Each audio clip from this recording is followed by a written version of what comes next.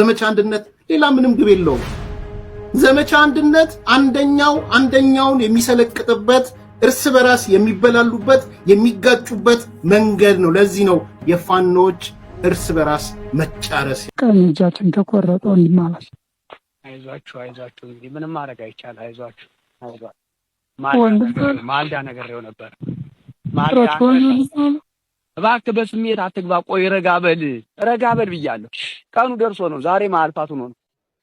የስድብ ማትላኩበት እዛ ማዶ የስድብ ማትላኩበት እዛ ቡዳ ሰፈር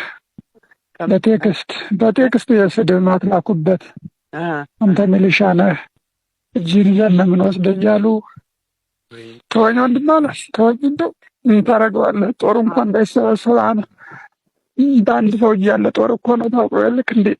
አንተ ባትኖር ምን እንደሚሆን ሰው እስቲ በሱ ቀጠና ምን እንደሚሆን እስቲ በዛ ልክ ነው።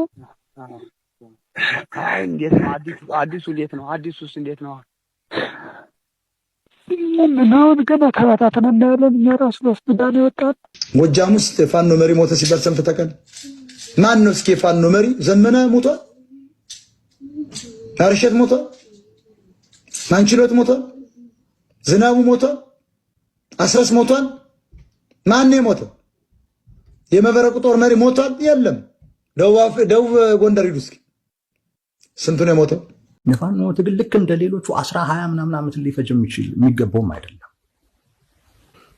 አሁን ትግሉ ባለበት ምዕራፍ እንደዚሁ መቀጠል አይችልም፣ የትም አይደርስም። እውነቱን ልንገራችሁ